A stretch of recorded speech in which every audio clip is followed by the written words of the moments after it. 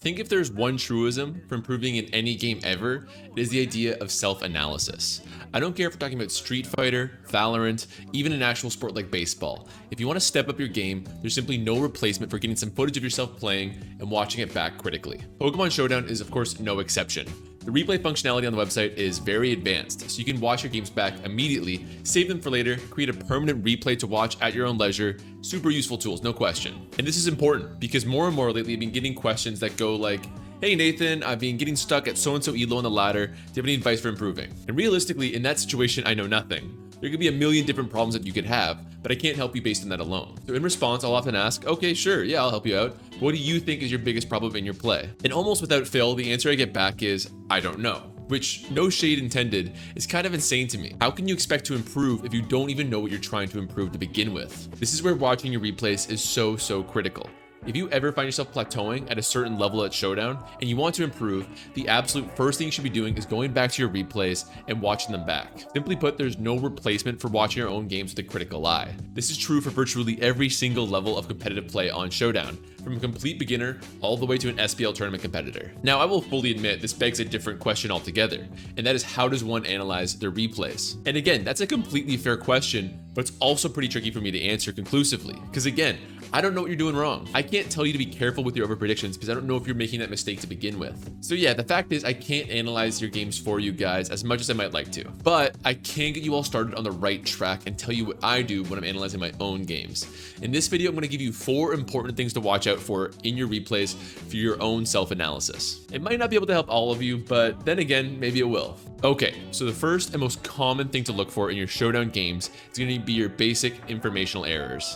So the simple basic shit like, "Oh damn, I didn't know Helos got access to Surf and to Grass Knot. My bad, I'll keep that in mind in the future." Or "Dang, I didn't know that Ghost types resisted poison. That was a bad call on my part. Shoot." Informational errors are mistakes that is of course going to be more common at lower levels of play as you get people who are less familiar with the game's mechanics, but I can guarantee it is going to haunt a lot of players until very deep into their Showdown careers. Hell, even if you're a top player and you know everything there is to know like that down pat, how well and the depth of your knowledge is going to be important too. Because if you're trying to mentally plot out a course to an endgame victory, being able to process all that information quickly and efficiently is going to be more important. If I have something that I kind of know, like for example, I know that Ghost types resist poison moves, but I have to stop and think about it for a second and go, okay, yeah, they resist. That's one thing, but if you have it down pat and you have it completely mastered backward and forwards, your processing and decision making is gonna be much quicker. That's why relying on the Showdown calculator can only take you so far. Speaking for myself, this is an issue that I definitely struggle with. Some players have supercomputer craniums and they can retain everything there is to know about Pokemon.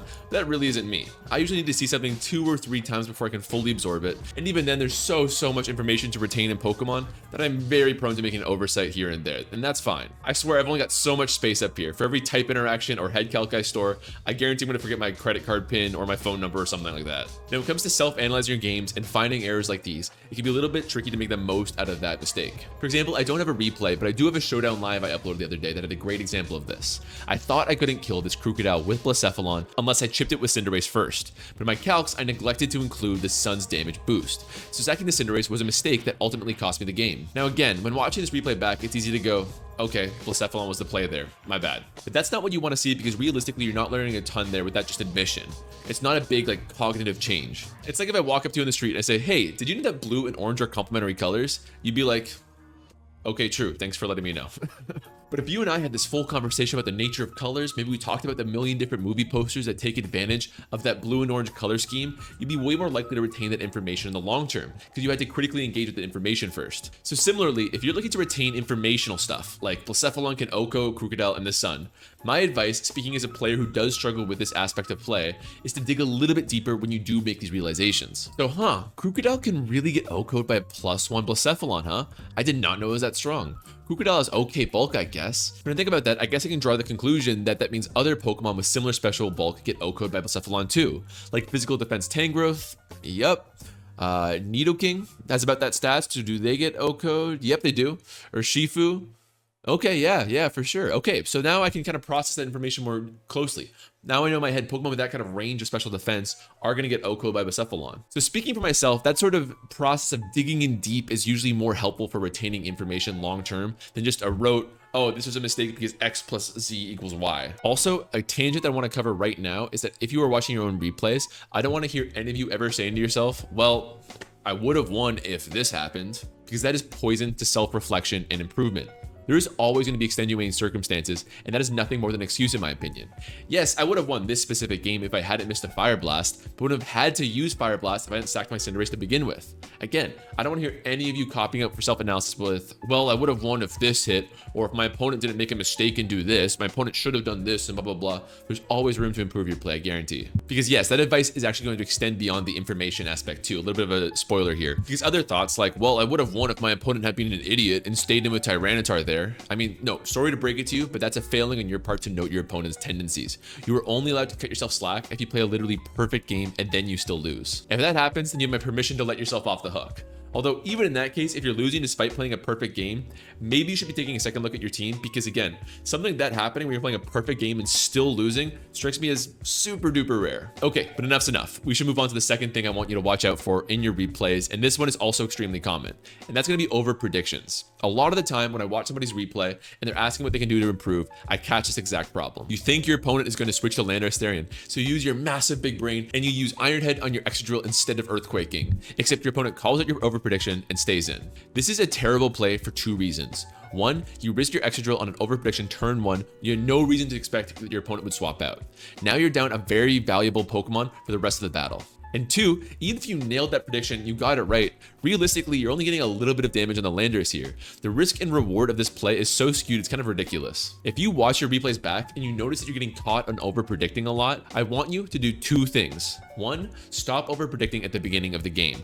Predictions are a call out of tendencies, and if you don't yet have a read on your opponent, you shouldn't be making those reads and calling them out in the first place. If they reveal themselves to be very safe players and you're extremely confident after you have a sample size that they're going to swap out when they're supposed to, only then, in my opinion, should you be anticipating their moves, and you can then start to over predict. But even then, that's only going to be if you can also clear my second condition here, which is going to be to make sure that this is a matchup that you can afford to over predict in. For example, let's look at another one of my games from a recent Showdown live. My opponent's been going for greedy boosting moves all battle, and I figured they might be going for one extra one before KOing my Heat Ran, so I wanted to Magma Storm to punish that play. However, before I pulled the trigger on that, I made sure that I could still win afterwards if I was wrong. But looking at my squad with a Scarfectini to revenge kill Dragonite and Rotom Heat to clean up the other two, then yeah, I felt pretty confident in that play. So from now on, again, if you think you might be guilty of over predictions, I want you to start making sure that you're doing two things. First, only doing it once you have a legitimate reason to suspect your prediction is correct, in addition to two, it not being the end of the world if you're wrong. My next thing to watch out for in your replays is going to be the opposite, which is going to be under predicting, I guess.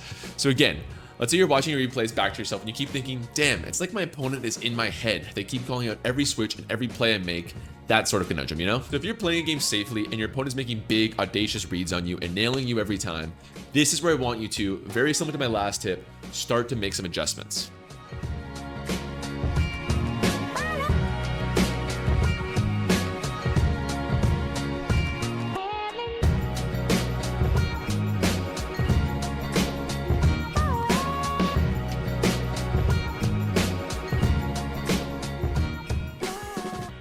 Like, if your opponent has U-turned on your swap to Slowbro every time as Darmanitan, maybe this time you punish them for that and you Stealth Rock instead. Or maybe you knock off that swap in. Stuff like that. Because to be honest, it is very rare that I find a player playing perfectly safely and getting caught with this problem, but it does happen, so I did include it as something to watch out for. Again, if you're going to make under predictions and adjust your opponent's playstyles, I want you to be careful and only do it when it's not a pivotal matchup, first of all, but also when you kind of have a read on your opponent first. It's definitely something you can employ, though, if you're noticing this in your own play. And that's going to take us to my final thing I want you all to watch out for when you're analyzing your replays, and that is sacking the wrong Pokemon. Now, this isn't exactly a big, easy blanket piece of advice I can offer, like stop over predicting so much, or stop this, or stop that, but it's something that I see all the time when I'm watching other people's replays. Let's say someone sends me a clip, they say, dang, I got smoked this game. What could I have done differently? It feels like I'm getting destroyed by Volcarona every time. And I'll watch the game and I see that they sack their Tyranitar very early in the game, and I think to myself, why? Look, it wasn't going to be a Nathan video without me harping on matchups, but way too often in replays, I watch a game back and I think, well, I mean, you were pretty much playing a lost game as soon as you sacked your super important Pokemon that early in the game. So if you're watching your replays and you find yourself losing to or getting swept by certain Pokemon a lot, first, I want you to look at your team and see if there's an answer to that Pokemon. If there is, and you didn't go to them soon enough, that's going to be an informational error because you should have gone to them sooner. If there is, and that Pokemon is already knocked out, then I'll tell you right now, you are not analyzing your matchups well enough because they should not have been dead in the first place. Essential Pokemon should not be sacked if they still have jobs to do against your opponent. And if you have literally nothing on your team whatsoever to deal with these Pokemon that are sweeping you, then maybe the problem exists with your team. Keep in mind that even top players will often look back at their tournament games and think back to themselves, damn, I really backed myself into a corner when I sacked that mammoth swine. I should have kept that thing alive way longer. It's almost a universal piece of advice regardless of your skill level, so always something to keep in mind in my opinion. But with that, I think we're done. Once again, if you're looking to step up your game and want to get over a hump, I always recommend that you take the time to analyze your replays after the fact. These are the 4 main things I would recommend starting with when self-analyzing, but as I said, I'm not you. I can't know what for sure you need to do to improve, but I do know it's going to be damn hard to improve if you don't know what you need to be doing better. Although one thing that I didn't address in this video is the mental side of things, like tilting, or maybe you're experiencing ladder stress, things like that, and you recognize that you're making bad decisions after the fact, but you still can't stop yourself from kind of stressing out in game. That, I'll say I'm actually planning a video on that one right now. I'm just going to record it after this, in fact. However, for now, just when it comes to these simple tips to work on with your replays, that's me done for now. Thank you guys so much for watching and liking the video. As always, incredibly useful. Take it easy. I'll see you next time.